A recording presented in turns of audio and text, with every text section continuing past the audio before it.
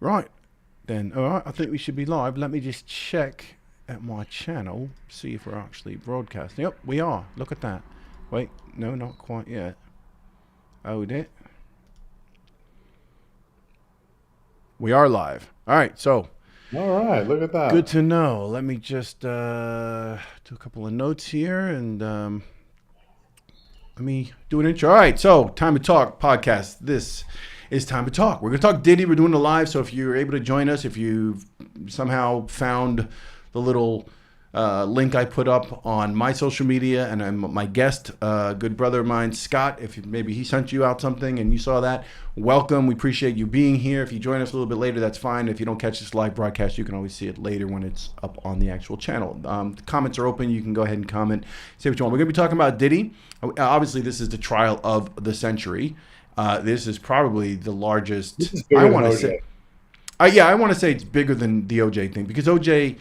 Well, we'll get to that in a second, but this is huge considering in modern times the extent of Diddy's career, the length of his career, his impact on so many different aspects of culture. So we're going to get into that. We're going to talk about the trial, dissect so far where we're at. We're going to talk about up to the date. Today, I believe, is day 17, day 16, day 17. We're going to talk about the latest witnesses. We're going to get into all of this. So if you're new to the channel, go ahead and hit subscribe. And I think we're just going to get right into it. I'm going to introduce a good friend of mine, longtime brother friend of mine. This is not a random person I've known for a few years. This is 20 plus years. This is going way back in the day. My brother from another mother, Scott Modlin. Let's bring him on. There he is. All How you right. doing? I'm doing well, Scott. What about you? Doing real good, Charles. You feeling good? You feeling ready to talk Diddy stuff? I'm ready to go. I'm almost Diddy'd out. Yeah, so if I started the channel talking about politics, so it was the whole run up to the election, which I think most people started some sort of, they started some sort of channel or something outlet for all of the stuff because that was like the election of the freaking, the most consequential election ever. So I In started the talking history of politics.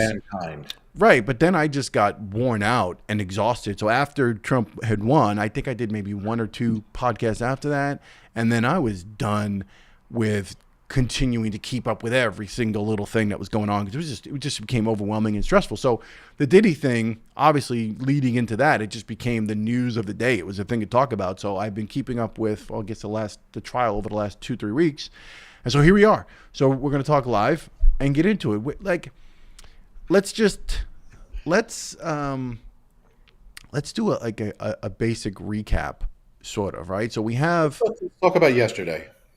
you want to about what you want to do, testimony from, just you want to do like an up to date, like what happened yesterday, just Yeah, I mean just that everybody isolate. pretty much knows. I mean, even President Trump is glued to the seat. Thank God that they have the Diddy trial, or else they'd be all over him.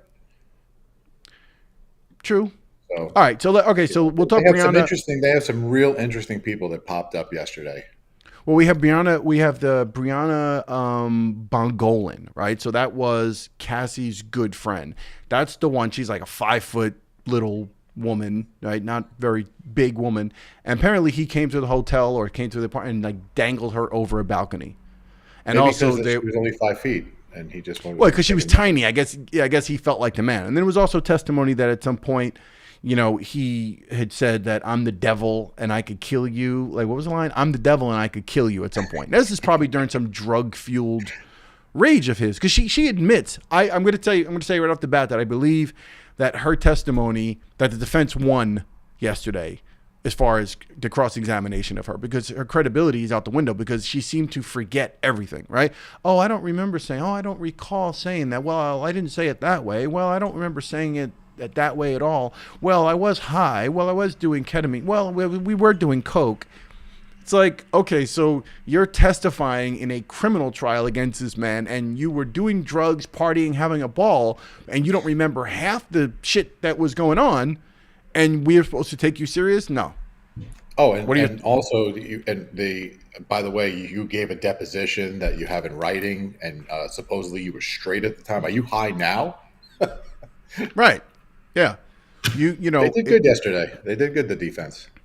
yeah. Then they had I thought what was interesting from the prosecution standpoint, prosecution won when it came to this forensic video expert Frank Piazza. They bring this guy in to verify the veracity and the consistency or the legitimacy of the actual tape of that horrendous ass whooping that we saw Diddy deliver back in March 2016 of Cassie, that hotel, the Intercontinental Hotel LA, right?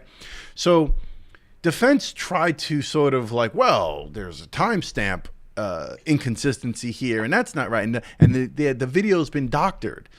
I mean, look, you could try all day long to say there are some inconsistencies, which there weren't, but we'll get into that in a second. But no matter what, we saw enough of that man whooping her ass that it doesn't make a difference.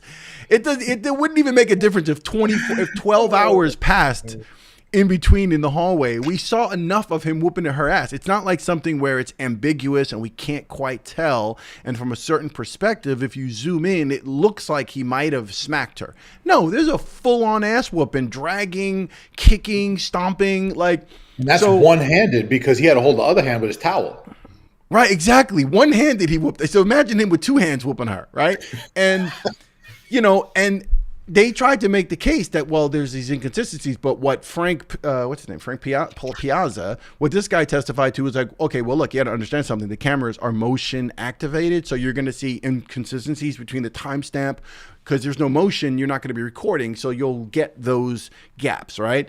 And then additionally, they're looking at cell phone footage and the video. So they're comparing multiple different sources when it comes to resolution and it comes to other things like that. So I don't think the defense stood a chance. But I guess they had to bring it up. Like, they had to put in the jury's mind. It's a mustard seed. It's a mustard seed that they plant in the jury's mind, and hopefully it explodes into other, distorted testimony. So. Yeah, but the problem with that strategy here is when we go back to, and you brought it up earlier, when we go back to the OJ thing, right? So Cochran's immediate tactic of creating a situation where, is it possible that this black man, I'm saying that for a reason, was framed by LAPD, right? And considering the current culture at the time and the atmosphere, right? We had the riot, you had the Rodney King situation, you got Furman with a record of being racist, the LAPD being with a record of being racist, and plenty of black men suffering under the hands of these cops. So Cochran's defense strategy at the time to paint this picture that, well, isn't it possible that some of these things were planted? Look at this, blah, blah, blah, right? That made sense in that case because the jury could sit there and start to go, well, wait a minute, he's right. Yes, they have set people up. Well, wait a minute, how do we know that blood was actually not planted there, right?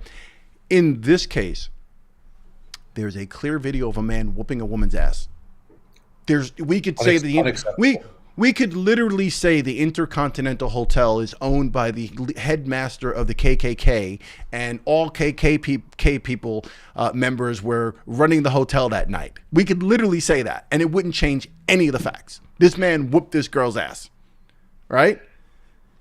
There is no doubt, no diggity that he whipped this girl's ass. Plus, the defense is not. It's not wise to try to bring that video up as often as you can. You don't want that video to continue to play in the minds of the jury. Never. Right, because that's like almost a pivotal moment where most people, from the general sort of like consensus, we all agreed this guy needs to go down. Prior to that video, I think the public opinion was split. It was like, she went for a civil suit for $20 million. How do we know what took place? She's going for a money grab, 10 years later, whatever amount of years later, versus a bunch of people saying, yeah, she probably was victimized by this guy. We heard he was a bad guy. But I made the case a while back to another friend of mine who was actually a guest on here. And I said, we don't have any history of, other than the J-Lo incident, we don't have any history of him having domestic violence of reports. He's been arrested for this or that. We don't see a whole history. I'm not saying he's a good guy and his reputation was perfect, but to be fair, let's wait to see how this plays out. But it wasn't until that video came out that everyone confirmed, oh no, he's an abusive bastard. See, we told you. We've been telling you all along. He's not a good guy. It's just, you see the video and it is very... it's polarizing. but that's not racketeering. Oh, you want to get so now? Yes, if we get into the legal stuff here, because that's the thing for me that's worth discussing over and over again. Because let's before we even do that, let's do this. Let's take a step back. Diddy is in jail for these particular charges that you're going to about to list, but we have to say, who the hell did he piss off? Because this is not Epstein Island. This is yeah. not some plane full of young Eastern European women, in a cargo ship being brought over, and this is not human trafficking of that nature. This is I don't even know what this is. Well, They're grasping on certain straws here. Well, they're using sex trafficking as it's one of the charges. So far, I've not seen that because from what I understand, not one of these escorts, these male escorts that were used in these freak-offs with Cassie, the Punisher being the more, prominent one that we got testimony from, none of these people were brought in. Like, when this case first started to come forward and the actual charges came out and they said sex trafficking, right? I think everybody thought that based on the history, the alleged parties that took place, that we were going to see some sort of evidence that he was throwing these massive sex parties and all these things were happening and who attended, who didn't attend, who was a minor, who wasn't a minor, who was coerced through drugs and alcohol to perform at these parties. And was he having like his boys say, yo, get them girls from Miami, fly them in for the night, or we're having a party? Because that would be moving along the lines of trafficking. But so far, we've learned that freak-offs are not these wild white parties that he was having, but these personal, intimate encounters where he had his girlfriend, Cassie, sleeping with a dude while he, played with himself in the corner. That's his version of freak-off. And he wasn't bringing in a limousine or flying people in or having his team, hey, go get that woman from Connecticut. He didn't bring anyone over interstate lines, so I don't see how they're making the trafficking case. I think that he should get a fine for the amount of baby oil he had. A fine should be rendered, absolutely. For causing a shortage at Walmart. Yeah. He's responsible for the shortage. We thought it was the pandemic. If you're going to do that, why not just get like the real Mediterranean olive oil, Just, if you're going to go for it, go for the gold. But going into the charges, please, Charles, that racketeering one is the one that I'm trying to get my hand around it. Because other than the Cassie, other than her beatdown, which is everywhere, it's never going to go away. It's a stigma on Diddy. This isn't like the J-Lo, hey, hold the gun. I'm innocent, not me. And then the bodyguard goes to jail, or the driver goes to jail. This is completely different. He's had his trysts with the law in the past, but he beat a gun charge. Right. But having sex or having the sex trafficking, we're, like I said, we don't even know who was on Epstein Island yet, in for real. We have Gilzane. She's still sitting in prison. True. Not a word out of her. Nobody says anything. But Diddy, thank God he is on the news, because if not, I'm sure there'd be a lot more cameras on President Trump. So I think a pardon is necessary, just for the deflection that he's given the president. We're going to get into that in a second, because I want to talk about that, and I want to talk about Diddy's stance on that and his whole statements about talking to Trump. But let's go back to the case, the racketeering. So my particular, before I go into looking at New York State racketeering, so New York racketeering, also known as enterprise corruption, defined by state laws, the illegal acquisition or maintenance of control over an enterprise to a pattern of criminal activity. This means a person can be charged with racketeering if they participate in a pattern of criminal activity and use that to gain or maintain control of a business or organization. Now, without going into all the details of continuing with that, the way this is played out so far, including the video of the Cassie whooping, the testimony from the different escorts, the testimony from Cassie herself, the testimony from the assistant, the former assistant, Mia. So far, the testimony from Kid Cudi, which we haven't gotten into, right? What this looks like to me is not a man doing all these. He's not buying baby oil, Astroglide, and a couple ecstasy pills here and there that they found, and all the other things they found in his Miami home when they did the raid. These are not things to orchestrate the advancement of an enterprise. He wasn't trying to make Bad Boy more money, or Ciroc or Sean John Enterprises more money. He's a jealous, abusive control freak of a boyfriend who had a bit of a freak in his life that he was comfortable with because she was down with everything. So he found like the golden ticket when it came to having a badass chick. And I'm not saying that she was down with it. She's well. We'll get to that. We'll get to that. But I'm saying for now, from his perspective, he was able to control that, and she provided whatever she was down to allow him to control it. And every action that he's taken has been it's for his own ego, right? The whole thing with Cudi, it's a jealous boyfriend finding out that his girlfriend is with another rapper, another celebrity, another man, and he's angry about it. It's natural. Not right. It's not right. None of this is the club. There's 3 clubs in Miami owned by this one guy, and they refuse to make Ciroc the exclusive vodka in their club, so I have my boys go tune up the owner of the club or send a message. That would be clear, because it's a guy who's orchestrating his influence and using his, thugs and whatever he had and money and bribery to make something happen. Even with the testimony from Garcia, right? So the security officer from the Intercontinental Hotel, who basically Diddy dealt with and got the bag of money, the $100,000, right? He wound up getting 50. That could be considered bribery, and a lot of people basically were like, sort of, that's the nail in the coffin. That's right there. That's a criminal enterprise. I'm like, that's a guy trying to protect his reputation. It's a high-profile celebrity trying to protect his reputation.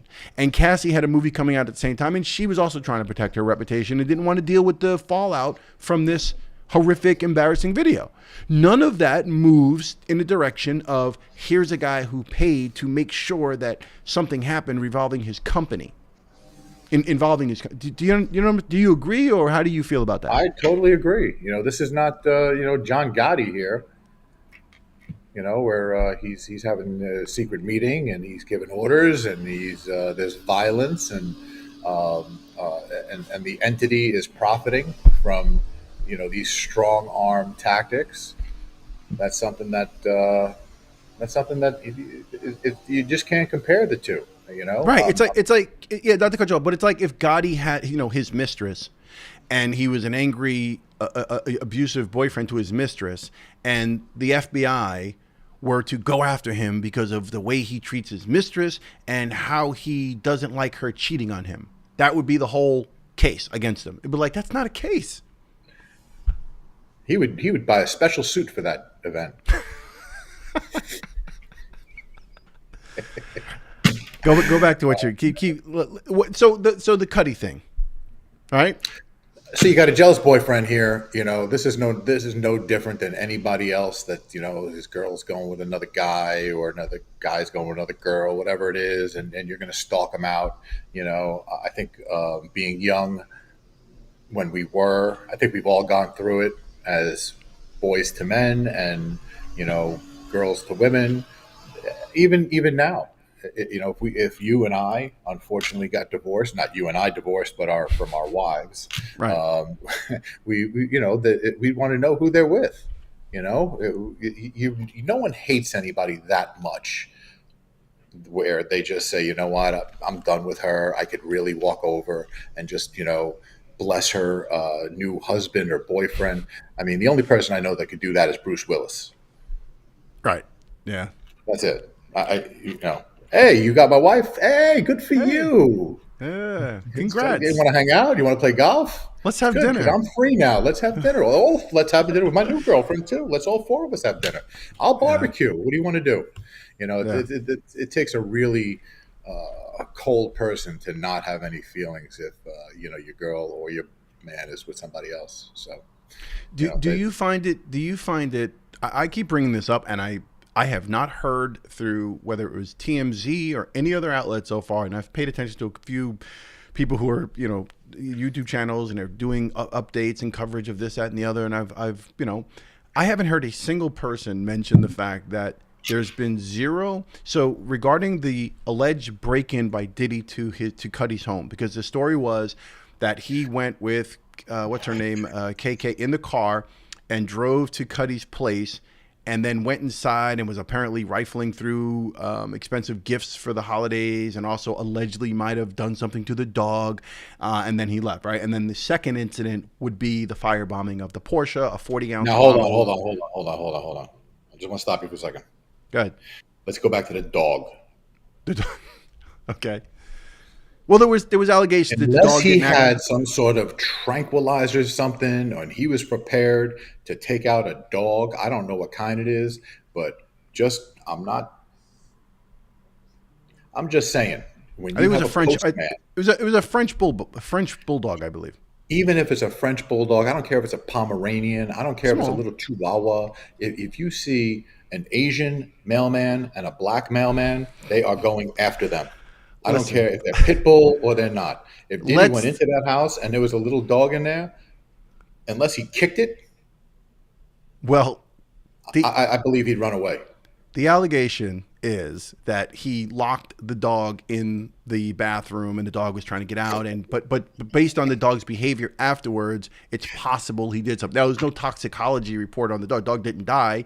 I mean, the dog has died since then, but not because of this. But apparently the dog was acting funny. I don't want to get too much into the dog, but I want to get into the fact that how is it possible that there's been zero security footage either entering the home, entering the vicinity, or any security footage revolving around the firebombing of the 9/11. Normally in neighborhoods like that, so normally if there's any kind of crime at a home, and a breaking and entering, some sort of domestic violence, something, homicide, they always have, first of all, security footage from within the home, outside the home, and then they go further. Oh, your neighbor has a ring cam that happens to look this direction. This camera happens to overlook the driveway. We're able to piece together pieces of the crime. No one pieced together anything. And the only thing linking Diddy actually to, shouldn't even say Diddy, I should say linking Bad Boy to being in the vicinity, coincidentally, probably Diddy, is the SUV, the black SUV that the officer said the plates registered to Bad Boy Entertainment or Bad Boy Enterprises, whatever it was.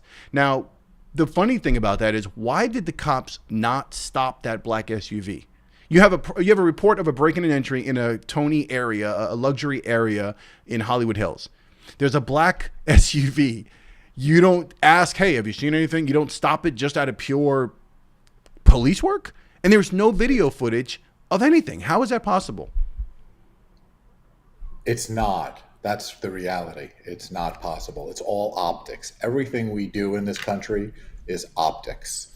That's why everybody's running around with white teeth, because it's optics. I can always count on you to bring this somewhere totally different. Totally, but it's. I'm trying to, just to be a little more real in the situation. But listen, they're not going to ask questions because nobody wants to start any trouble anymore. You see a nice black SUV, you figure, okay, it's not a shitty little Honda, with missing hubcaps. But not when you're in the area specifically to investigate a crime. You would knock on the window, say, hey, maybe you saw something, take the guy's plate. Just saying. But these are things that, once again, I don't believe that, like you said, there's no footage. In today's time, everybody's got rings, everybody's got doorbells, everybody's got cameras all over the place, night vision, cameras, 180 cameras, to not get any motion, or the lights, even the light, they're all motion detectors. So, right. For anybody not to see something, I got to call BS. Right. And the other allegation that the defense tried to put into this was the idea that, the prosecution tried to suggest to the jury, it was objected to and sustained rightfully by the judge, but saying that it's possible that Diddy, there were police there were fingerprints taken, and those fingerprints have since disappeared. So it was sort of put into testimony. They wanted to get it on the record for the jury to hear it, that it was possible that Diddy orchestrated the disappearance. Suddenly those fingerprints disappeared. So that was brought up. So I got to believe that Diddy's definitely got some LA connections. There's got to be something there. And that probably would be the closest thing moving towards the racketeering thing and like obstruction of justice and all those things, because that's one of the tampering with evidence. Those are all part of racketeering. But again, this is a jealous man angry about the guy that's banging out his woman. That's really what this is. So I Did find he light the car on fire? Well, apparently it was supposed to be a woman. They found a woman's fingerprints on the bottle, the 40 ounce. The DNA. They found like DNA, a female, a woman. Was it DNA? Now we can narrow this down on which female it was, because if she was drinking either Colt 45, I knew you were going to go there. Certain people, you gotta call it the way it is, Charles. It may be a Mackinson Stout, but whoever's got that 40, it's MD 40. Yeah. Look, the other thing I want to go back to is yesterday's testimony where Brianna Bongolan, the one that he allegedly hung over the balcony, mentioned that he was tracking Cassie all the time. Like must have had some sort of physical trackers in her vehicle, and she told of a time when they went shopping on a shopping spree and came back, and he knew everywhere she was. Again, racketeering and criminal enterprise, or a guy who just keeps tabs on his woman? He's obsessed. Yeah, and again, now I'm not excusing any of Diddy's behavior. I'm just pointing it out legally and observing. Being obsessed is not a criminal. Right. That's not, taking an action, to beat her. He took it to the next level, obviously, and that's where, he should be punished, and he will be punished for that. But to do what's, like you said, to track somebody, you can go to the spy store on 14th Street and get all the equipment that you need to track your girl or to listen in on her phone conversation. This is not, some sophisticated stuff where they're going online or they're, buying stuff secretly, and he's giving Charles money. Hey, go into the store and get me this eardrop, or you get me into the someone else, you go here and get this, and you go here and get this, and then you all have to go do X, Y, Z. I'll pay you this amount of money to go and do this. For them to actually orchestrate this, listen, this guy had trouble putting together a rap video, and you're going to tell me that this guy is he's organizing some sort of criminal enterprise here? I mean, I think it's all criminal from the perspective of domestic abuse and an abusive boss / whatever. Where are you going? You took off? That's how I see it. That it's just, look, my guest just got up and took off. No, he'll be back. It just seems, the whole thing just seems like a whole freak shaming. I did a video on whether or not this is just a whole freak shaming thing about that. I mean, Diddy's got his sexual proclivities, and he does what he does and likes what he likes, but that's not a crime. It's not a crime. Piss off to get this point. Letitia James was mad at the president, so she went and got some ridiculous $500 million judgment against them, for paper events, people have speculated that couple things. One, he had that deal with the liquor company that owned Ciroc, right, that he was in bed with, and he was making moves against that company. There's actually a video of it, a really pretty telling video where he talks about it, sort of going down the same path as Michael Jackson owning a bunch of the Sony catalog, and Prince, and all these different people have been sort of taken out mysteriously before their time, because they were orchestrating moves that were very, very against the power structure. And Diddy apparently might have been in that same category, and I think it all just seemed to coincidentally click together. And like you said, he pissed off the wrong people, and they were like, okay, we can always pull your card when we need to. And that raid, even that raid on his home, the orchestrated raid on both homes on both coasts in Miami and LA, the way they did those raids, in my opinion, it was like, you went really overboard to go in there and make sure. I think they knew that he had, because he did blackmail operation kind of stuff, like the Epstein thing. I believe that they were like, okay, he's got evidence of take your pick celebrity at different parties or politicians. We need to make sure we secure all that information before we bring him down. And I think that's what that whole thing was about. And that's, again, it's being conspiratorial at this point. But I do think that there is an element of that, since you brought it up, as far as like, who did he piss off? And I think that he answers to someone else, like most people in that industry do. He answers to someone else, and I think his time was up, and he pissed somebody off. He got too big for his bad boy britches. Definitely got too big for the bad boy britches, but he, going into the pissing somebody off, when you have that situation, you really got to say to yourself, wow, who did I really, let me think about this, because I'm sitting in a cell. I am gray as Santa Claus, and, I still got plenty of money, and they'll still have plenty of money, but like Suge Knight said, you gotta tell the truth and let this play out. Well, the forfeiture and seizure part of this, since you brought that up, the money, I think his current net worth is like $400 million. I know that LA mansion is worth like $61 million, $62 million. Yeah.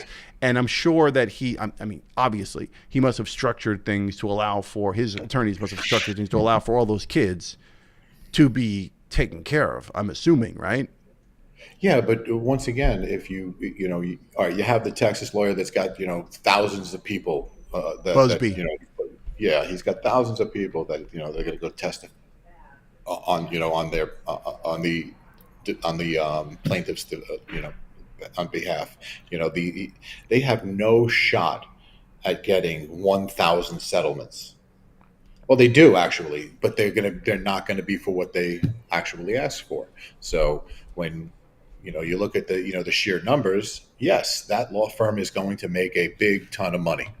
Do you think the successful prosecution in the criminal case in New York ultimately has effect on the civil cases that Busby is bringing? In other words, are they more substantiated, the civil cases, and more likely to be successful based on the actual success of the criminal prosecution? It's a great question, and I think that everything in the legal world is a building block, and as you continue to build to the next level, and that guy's up here, right now Diddy's over here, so whatever happens between here and here, it's just going to elevate Busby, and say, look, I told you so. That makes all my witnesses credible. They've all given statements under oath. They all pretty much corroborate everybody's own stories. And at this point, listen, I mean, you or I could say, you know what, I can't believe I went to that party and I don't remember what happened for a couple of hours. I have been saying this, that anybody who's actually been to a Diddy party in the Hamptons, where we're from New York, you and I.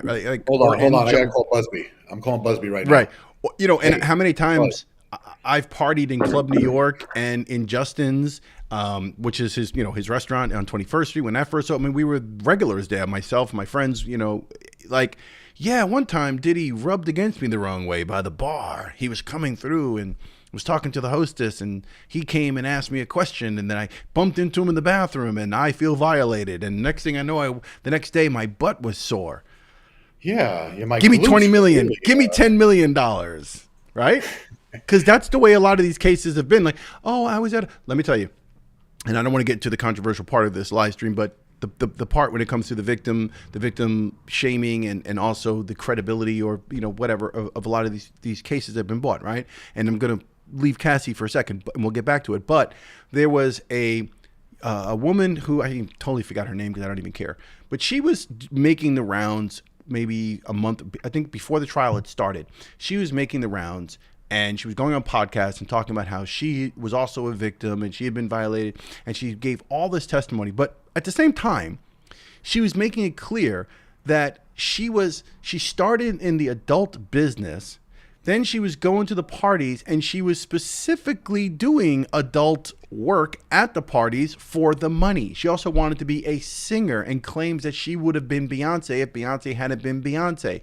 And she was claiming that she was helping with the liquor bottles that were laced with some particular drug that would allow for women to be more, easily coerced. And she was down with that. Like she was part of she was like a groupie that was hanging around for her shot, and she was down. She was with multiple men. Like she describes the whole thing, but then claims that somehow she would, that was like she basically was, going against it. Like, oh, I'm a victim. I'm like, how are you a victim? You're a woman who showed up to party. You wanted to be part of that lifestyle. You wanted to be involved there. You wanted to benefit. You wanted that. And now, because you're looking back on it and going, well, I probably shouldn't have done those things, and my career hasn't gone anywhere, and I never got anything. And she basically makes the point that she didn't get what she wanted out of it. Right. Like I didn't get what I wanted out of it. So now I feel violated. Like I feel I'm owed. Man. Really? Really? So the victim thing, and as far as like, they had the forensic psychologist on talking about victim mentality and Stockholm syndrome and these things with Cassie. I still think there's a certain amount of responsibility. Like with Mia, the assistant, you worked for Diddy.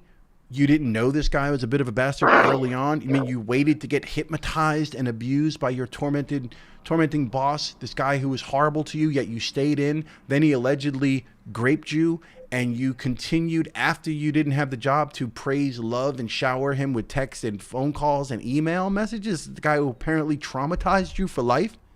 It's job security. His job, like you took a job, you could have quit. You could have been like, oh, I'm out of here. You want me to work? You want me to go to IHOP at 2 in the morning? If you had any real high morals or values, she would have said, you know what? I quit. I'm going to fucking CNN right now. Screw you. That's it. And then she would have gotten a phone call before she walked into Turner's office and said, listen, we're going to give you $20 million. Don't walk into the door. And she would have been taken care of legitimately with her morals intact. No text messages, no reinforcing, no saying, oh, by the way, you groped me 10 years later. You can't do that. It's look, right now, this whole situation it's so intriguing because you just don't know which way it's going to turn out. It looks really bad, because of the Cassie video, but everything else, when it goes to the jury, it looks bad as far as domestic violence. They're going to have to come out and say, no racketeering, no conspiracy. He's not on trial for being an abusive, control freak boss and wife beater. Charge him for that, and he's guilty all the way through. You'll have 10 counts of guilty.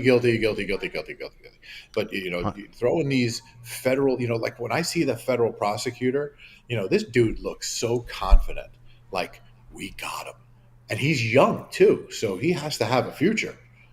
He can't blow this case, or else he's going to be down in the Hoover building in the basement pushing files for the rest of his 30 years with the government. He's not going to private practice, that's for sure. But what is this? What are we waiting for?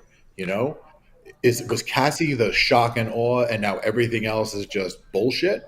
Basically, which leads to the question: passing time? When do we go to the jury? When does this wrap up? What do you think?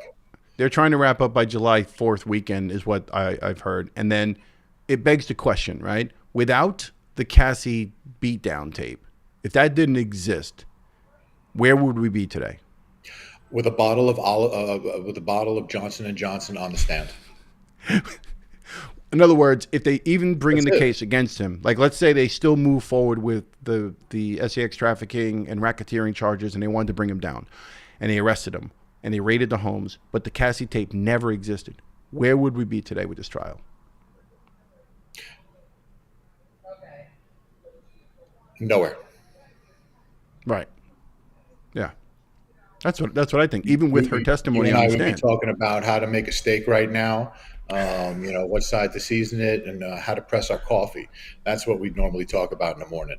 But this has got us, up and talking. There's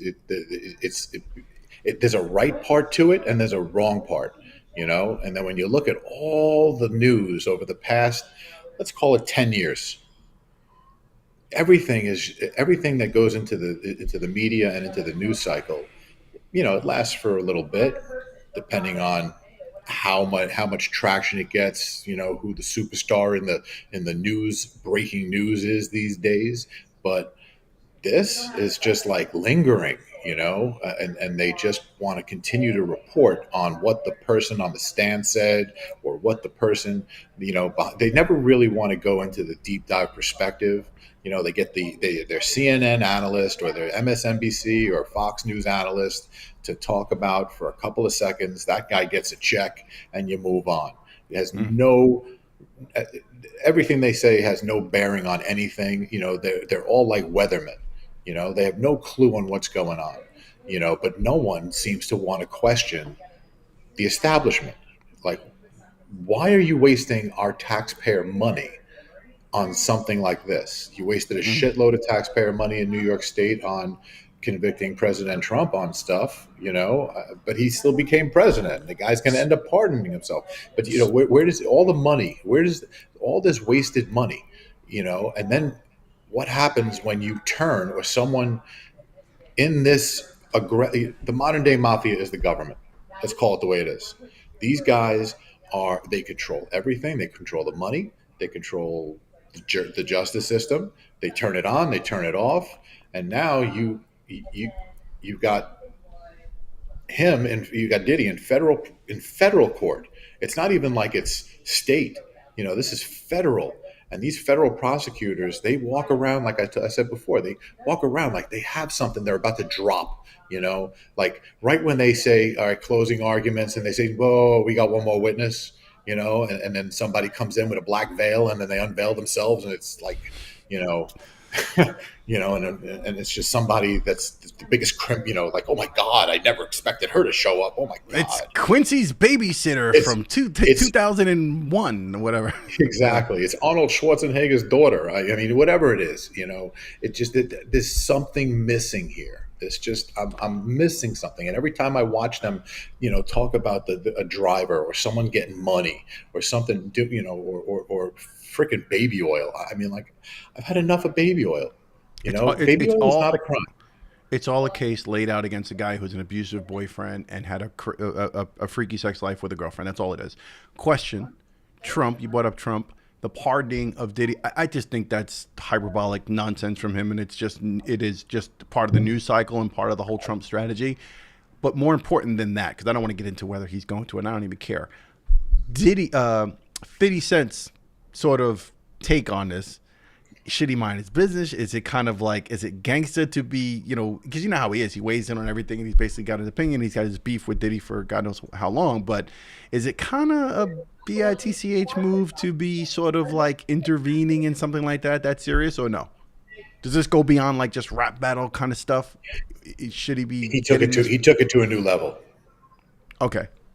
because now he's gone politics. Yeah. You want to go beef about something in a girl, in one of your raps about, a girl that you guys are messing with, or, you want to talk violence, you just don't. Once you start getting political and you start weighing in like you're a politician, Right. then Or two things. making You're either jealous that you don't have that personal connect. You're a New York boy too. You're just from Queens. So is the president. He's from Queens. How come you guys didn't hang out? Different sides of the borough.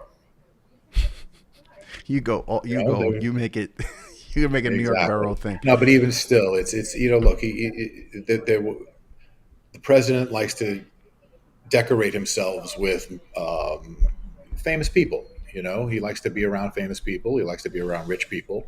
And Diddy is somebody that through the years is no different than it's no different than any of the boxers, or when we'd go to the Garden, and everybody would show up at Celebrity Row. That's just the way it was. Hmm. Anybody that was there that shook hands, everybody's all friends. They're when you're behind the scenes, they're all friends. In front of the news, everybody fights. But I don't think that I don't think Fiddy's right. I think Fiddy should really just know his role, and just know your role, Diddy. Here's the question. Here's the question. do we do we sort of delete our bad boy catalog of music and not drive? I'm finding it very difficult. So first of all, being New York and being Brooklyn, like Biggie is always going to be my thing, right? I'm not going to stop listening to Biggie because I've got Diddy in the background going, take that, take that, take that. Which now when you hear that, it reminds me of something You're totally like, different. wow, how annoying is that? Right, it's annoying, right, to have him in the background on all these tracks. But like even the other day, I played Mace's album, which Mace did. Like, I don't have a problem with Mace. Mace got watered down because Bad Boy, Diddy specifically wanted him to sort of make him this friendly, hug me Elmo kind of dude. Like that's what they did with him. But he was a pretty solid rapper, no question. And I like a lot of those tracks. So I find myself now though, well, I can't really drive and listen to that. Right? Can I listen to Black Rob's Whoa, that one hit, or, so many different artists? I want to play, All About the Benjamins and certain tracks. And I just feel like, man, now it's like, do I put that catalog? Can you play that at a party? If that comes on, does everyone look at you crazy? Like if you played an R. Kelly song, I remember this came up. I was just about to say, are you going to sit in the car and not sing "I Believe I Could Fly"? Right, like that song, You're not going to cry when Ignition, when you the remix to Ignition, right, on a barbecue on a summer day. Like, do you not play? Like, I just find it, I don't know. And we're trying to separate the man from the music. And I think what's fair, and I heard this somewhere else, is that you don't need to do that with, because Diddy's not the person, right? It's more the music. Just because he's the person behind the music, all these artists are not Diddy. Playing Biggie does not mean Diddy was an absolute overachiever. Right, you're not supporting Diddy by listening to Biggie. No. Yeah. You're what you're doing is you have a guy that runs a label that really put himself out front. Not Right. too many people that had, even look at Def Jam. You never saw the guys from Def Jam putting themselves in any videos. Liar Cohen and such and everybody in the front. Yeah. You see Rick Cohen putting himself in a video. What's wrong with those guys? Diddy, he found he liked his groove. He didn't have to make music. He didn't have to rap. It's not like he was like he was Dre or or Snoop or he's not talented like those guys. He's not talented like Eminem or Biggie. He's able to harness talent. There's a difference. Clyde Davis, he harnessed talent. Yes, very much so. And Very then he much so. grew it. And that's something that Diddy did too. It came at a time and at a cost. There was a lot of violence in the rap, in rap history, from the mid 80s all the way through until Biggie and Tupac got killed. But, in the background, you still got Diddy, who probably knows who did do all these things. Or maybe him, Suge, a couple of others. You never know. There's a reason why Suge is in an orange jumpsuit. I wonder if he's got any aces up the sleeve, right? Like, how long is he willing to sit back with the defense, with his attorneys, and say, okay, we've got this one thing that That's if what we I'm play saying this, about the prosecutor. if we play this one card, this one video, and we have this one thing we're holding on to the very, very, like, out of desperation, we will play this. Do you think that's possible, that he's got like one thing that he could, or if that's the case, he might find himself end up in his cell like Epstein, like, oh, he hung himself, right? If they feel threatened by anything he might have up his sleeve. Let me tell you something. If he had something up the sleeve, that person would be dead already. No, I mean some sort of some sort of evidence or some kind of card he's waiting to play that will sort of negate a lot of. You can't do that of, because you have to turn over all your evidence to the defense, and the defense has to turn over all their work to the prosecutors. No, I'm not talking in you can't have an aha moment and be like, oh, okay, before closing say, oh no, you know what, I got one more. It's got to be on the list. It's no, but if they have reserved, if they have spots reserved and they're not named yet, that's something I'd be interested in. I mean, I don't mean in the legal form. In other words, I don't mean in court. And I think there is a way to introduce a witness or evidence into testimony. There's a certain time frame. Yes, you have to Yeah. allow the prosecution to have a look at. But there is a way of doing it, introducing. I forgot how that works, but it is possible. But I'm talking about outside of the legal form. I'm talking about the underground dealings, behind the The underground. scenes. If that was the case, they wouldn't be suing him. If if that was the case, he wouldn't have paid out any money to anybody because he would have the bomb and be like, you know what? Here's my bomb. I got it right in here. You're not, you know what's in here. You really want to come challenge me, or else I'm going to open it up. He's got too many people that he's got to go up against. So, I am morbidly optimistic that he has something that could just, just boom, just drop it, online or take over, YouTube and, put something out there and all of a sudden this all goes away. I don't see that happening. I think that in the long run, first of all, what's the only penalty he possibly could have, because he's already paid these people off. The only penalty he has is jail time. Well, that's So pretty significant. Going to jail for life. I'm not saying that, but you got $400 million in your assets, that you probably spread out amongst your kids and your trustees and your foundations and stuff that no one could touch. So, you're protected monetarily, and plus you paid off all the people that are ratting on you right now, that are talking about how bad it was. So if it was that bad, you took the money. I understand why you took the money, because you're all young and you're not realizing the ramifications of this coming up 10 years from now, because it's a big difference between 20 and 30. Big difference. Question: what do you think the effect is on the children? Right, specifically, he's got boys and he's got what the fuck is he thinking about bringing them into court? What the hell? He's got the older girls who just graduated, and then he's got the young one who doesn't know any of this because she's like 2 or 3 years old. So, how do you think this impact? Because this is not like in other words, even like let's go back. Let's go back to like family picnic. Right. This is not like a criminal trial about your mafioso dad or tax evasion or something. They have to show that he's a family man. No, this is way beyond that. And he goes and cooks dinner for everybody. And no, I'm talking about.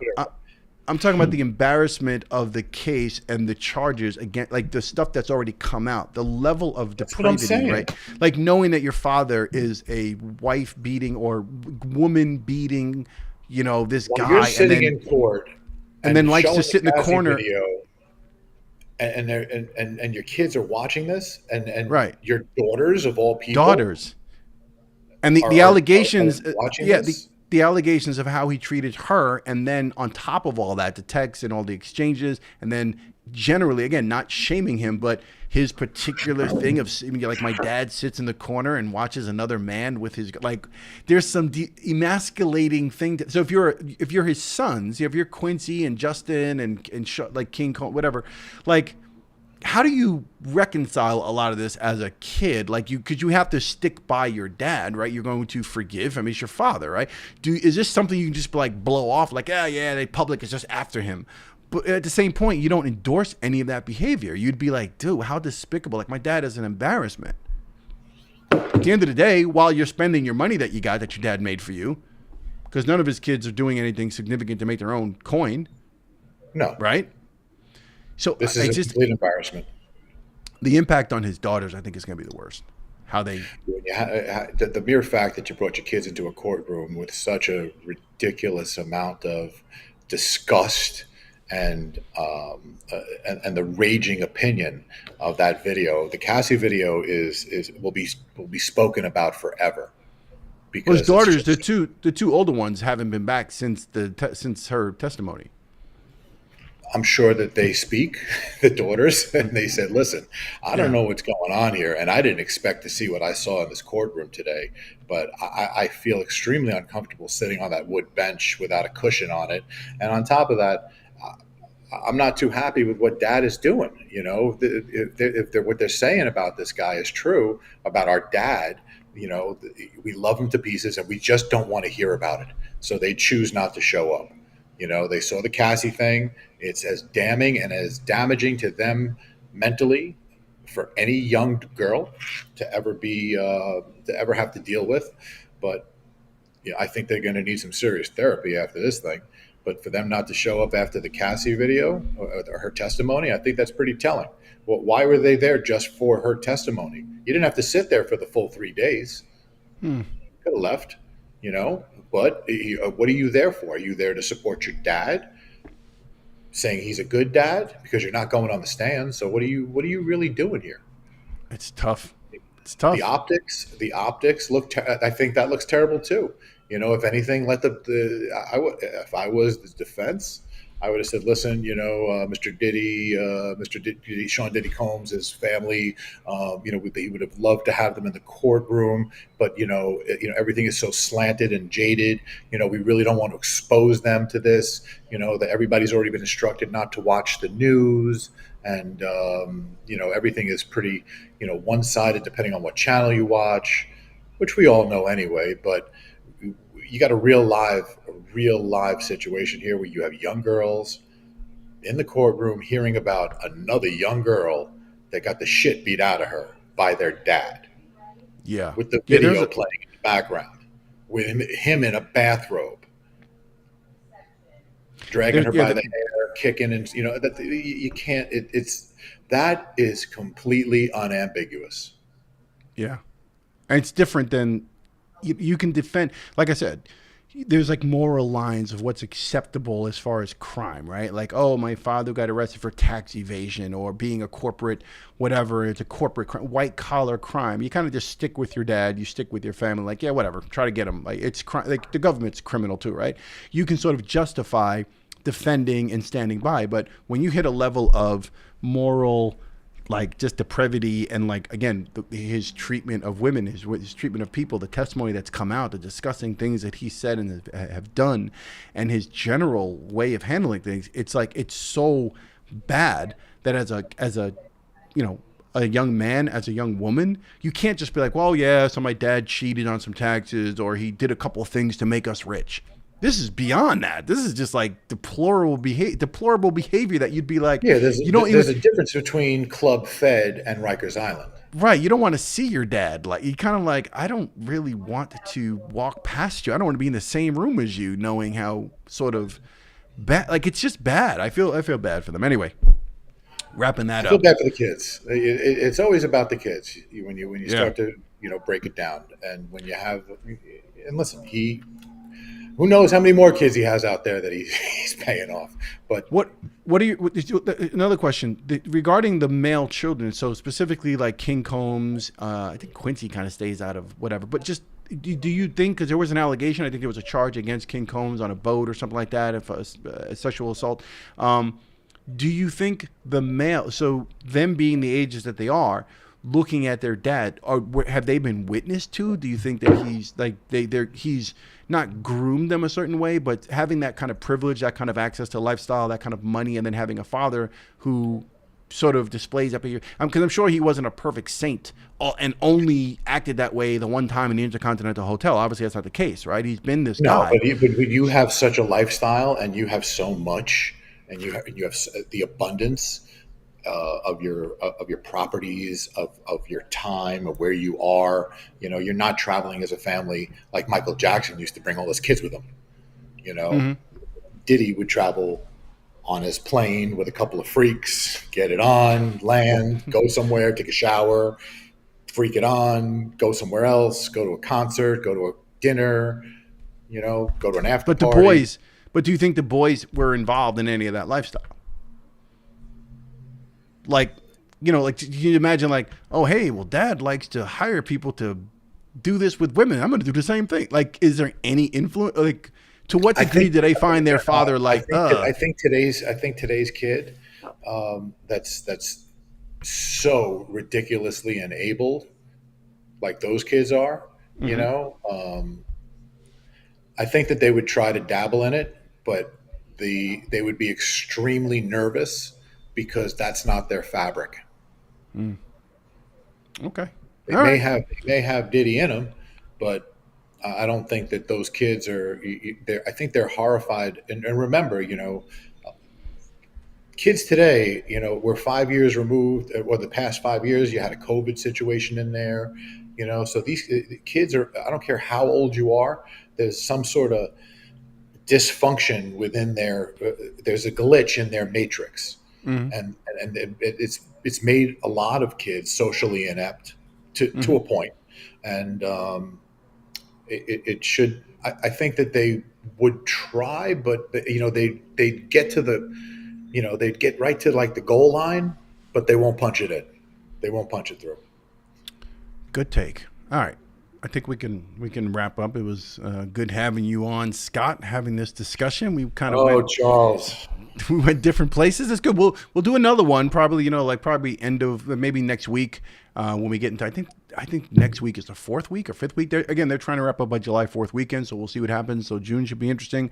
I forget who they're going to bring on today. I think this woman, Brianna Bongoland, is coming back on today, so we'll do an update. Yeah, you on got that. you got a couple of good people coming on today. I'm sure there'll be some more discrediting going on. This is where the defense digs in and says, you sure you want to change the story? Right. How high were you when you said you heard what? He Excuse said me, what to you? You said you took 14 Xanax. Is that You just don't want to be clear? remember? You don't remember how many? Because Well, my mother-in-law is she's only prescribed a half a milligram per night. a half of these I take. A half. Robert De Niro in Casino. He's yelling at Sharon Stone for taking like half the bottle. He's like, a half of this I take. All right, dude. It's good having you on. Good seeing you. We will catch up. That is it. So anyone who's joined, anyone who had the privilege of watching us, we appreciate you watching. I think there might have been at some point there was like 16 people watching, and now there might be 2 or 3 of you left. I appreciate you. Leave comments. Subscribe to the channel if you've not yet subscribed. And I'll keep you posted on the Diddy thing, and I'll probably be doing more lives with other people as this continues. And that's it. I'll see you in the next one. Like the video on the way out, and I will see you on the next Time to Talk podcast. Peace. Peace.